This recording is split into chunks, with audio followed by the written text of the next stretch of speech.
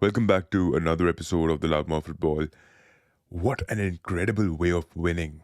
4-0. Could have been 5-0, could have been 6-0. With zero shots on target for Tottenham, Liverpool completely nullified their effect. Postecoglou again in shambles and shatters. Let's just analyze the game a bit. Let's just see what was so different about this Liverpool side. And to be honest, I think this is the trademark side that I got to see. Everyone on the team had something to offer. Even if someone was making mistakes on the pitch, they had something to offer up ahead.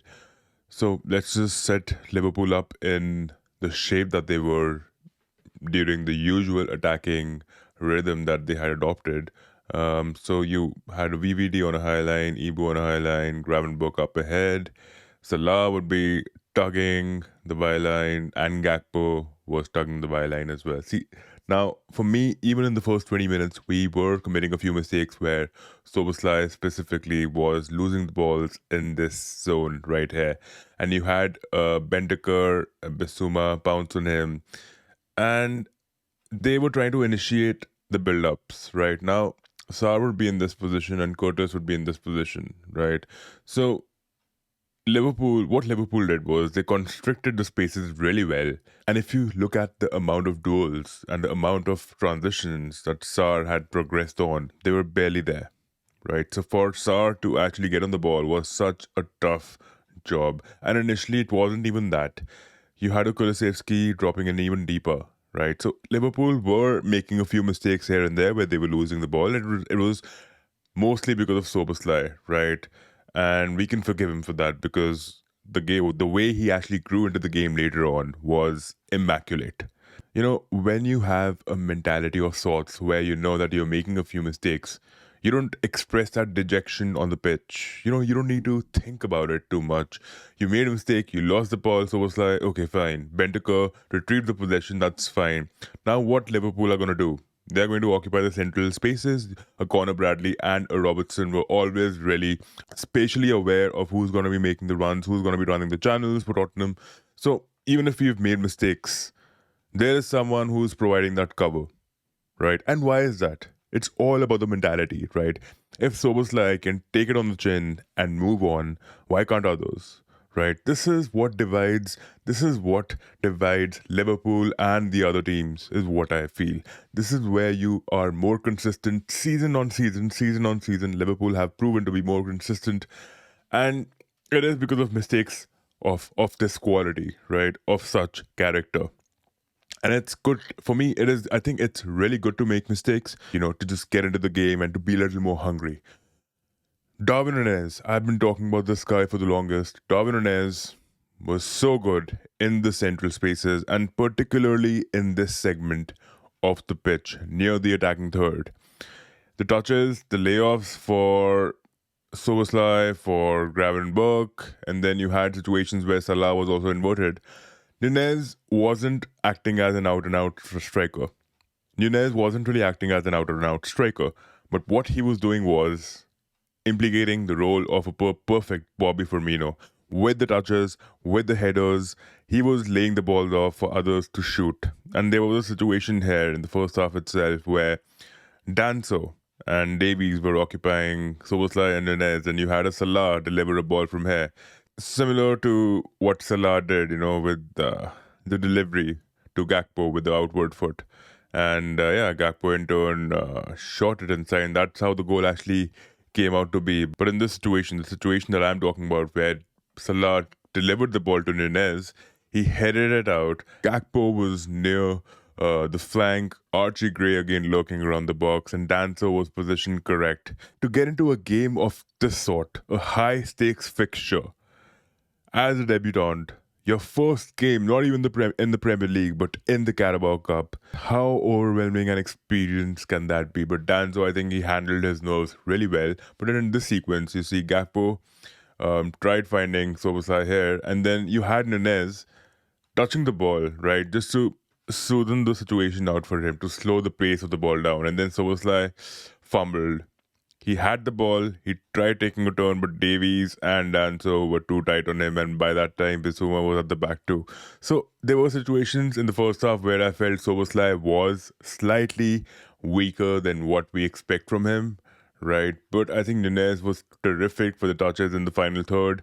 Even though he didn't score the goal, the only shot that he had in the second half was from this angle. The game-changing rhythm, the tempo, came from the flanks, right? I think Gakpo tugging the byline, Salah tugging the byline, creating 1v1 situations where they were so good.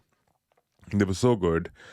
There was a situation of this sort where Gakpo literally dribbled past these three and passed the ball, squared the ball down to Darwin, and this is how the tempo was maintained, right? So there were different sequences where Gakpo was even taking on Gray, delivering the ball inside the box, and you had Soboslai missing that shot as well, and then you had Darwin heading the ball in the hands of the keeper. You had so many situations of this sort, and even when Liverpool were losing the ball, there was no sort of a jointed effort from Tottenham. You know, they were like Gravenberg was stepping up, Ibu would step up massively to cover Richarlison, and so Liverpool basically ran all over them, all over the place, and Conor Bradley would be on Son, and you would have noticed that even in this game, Jed Spence did not really get a lot in the attacking department, right? Usually you see Jet Spence is literally flying all over the pitch, but because Liverpool were able to manage the spaces so well, right? This sort of a situation arose, right? And Robertson in this game, man, this guy defensively pocketed Kulusevski, and attacking wise, he was so good, making dummy runs ahead to take the marker out, right? To draw the player in, to draw the defender in. And you had Robertson doing that occasionally for Gakpo to actually get into the inverted spaces, with Curtis making more room for him. And then he did take a few shots from this position as well, right? So the tempo was consistent, and Liverpool were totally putting them to bed. But it wasn't all roses on the bed. There were a couple of thorns too, which we are going to be talking about right now. Right. So there were moments in the game when Soboslai or, even Gakpo, I think we lost the ball a couple of times, and you saw Danso passing it to Bissouma laying it down for Kulusevski, and then Kulusevski had this space, right? This space, he could have made this run, right? But what did our defenders do? Right, so we had these four in line, and that's what I really liked about this game. Liverpool ensured that there was someone always in the defensive line, even if it existed on a high line. We always had players in that position to protect our goalkeeper.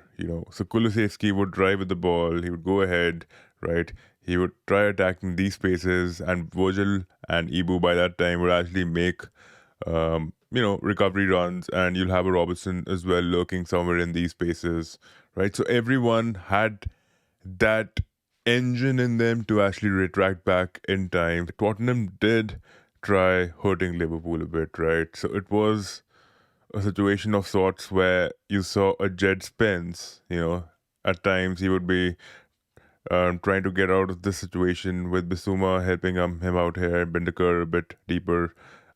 They would do a 1-on-2, and Bissouma would go ahead. Jet Spence would make an overlap, and Bissouma would pass the ball down to him.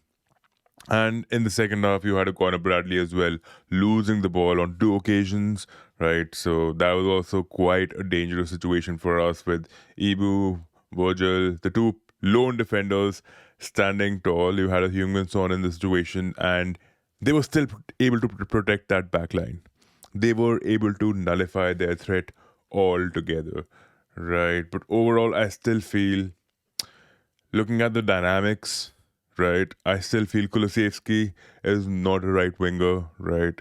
At least in this season, he's not for sure. We've seen him perform well from the right flank.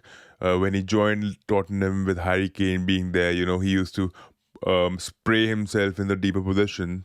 Even though Richarlison did have that effort tonight, he did try his level best of, sticking to these positions, staying at the back, staying deeper to try to get out of the press that Liverpool were putting on Tottenham, But all in all, I think Richarlison struggled. He was occupied by the defenders, and he could not even aerially trouble Van Dijk. It was that bad.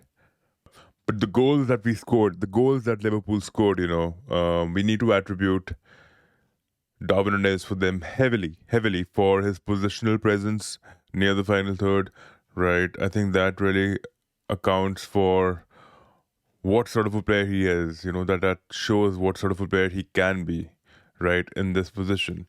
So even in the second half, when you had a McAllister come on, right, supposedly this is McAllister, and you had a Soboslai in this position. You had a Salah who was tugging on the byline, and then they made way for Conor Bradley, right? They made way for him to even get past Pentaka, and you had a Soboslai here, Darwin creating more space for him. Connor just processed to Soboslai, and it was so easy for him to score a goal from this position. That's how open Tottenham were, right? And one of the reasons why I feel Tottenham struggled a lot was because of the misrepresentation of the midfield. The manager's inability to profile the midfield in a way that, okay, this is going to be a high intensity fixture, but it's not, you don't need three center midfielders and a center midfielder acting as an attacking midfielder. A guy who has no attacking impetus, in fact, he can make those runs. He's the engine which Tottenham need, but he's not a guy who's the best passer on the ball, not comfortable on the ball when it comes to attacking defenders, right? Taking on defenders is not what Sar's job primarily was. But making him do that, making him play in a role where Madison usually plays, is criminal.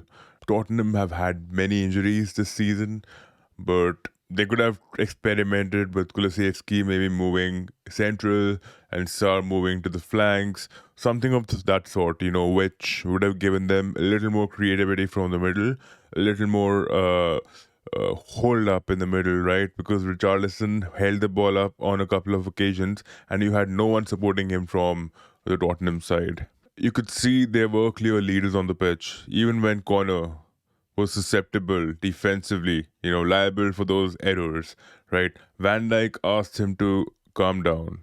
We had scored 3 goals. He asked him to calm himself and take it easy, take it easy. This is what leaders do on the pitch. They communicate, they ensure the tempo is not being ruined, even if we commit a few errors, which in fact it is that this is what football is all about, right? It cannot be that we don't commit a single error. Football is a professional sport. You're bound to commit a few errors, right? The other team is also professional enough to offer that competition. So we are not living in a utopian world where everything is going to be 99.9% correct. That's not true, right? But the way Liverpool managed this game and with the way the Arnslot made the substitutions as well, I think, again, game changers for me were Gakpo, Salah, Conor Bradley, Gravenberch in the midfield again, you know, completely nullified their midfield completely in these spaces. And that's what was really crucial initially. Like I mentioned, Soboslai and Curtis Jones were struggling to do that. They were struggling to instill that counter press effectively, but Gravenberch stepped up massively. And that's what really changed the game for us, right? And Robertson has been quite good since the last couple of games, and that's what really gives me a lot of hope that maybe he has found that resurgence, right? Maybe he's revitalized what he had lost in the initial stages of the season, wasn't looking that great, wasn't really going up ahead, was feeling a bit underconfident on the ball, wasn't really giving in those, you know, effective crosses inside the box, wouldn't spam crosses inside the box, was reluctant in doing that, would rather square the ball. This is not the Robertson that we saw. And what I saw in this game again, making runs, taking risks, is what I really loved about it.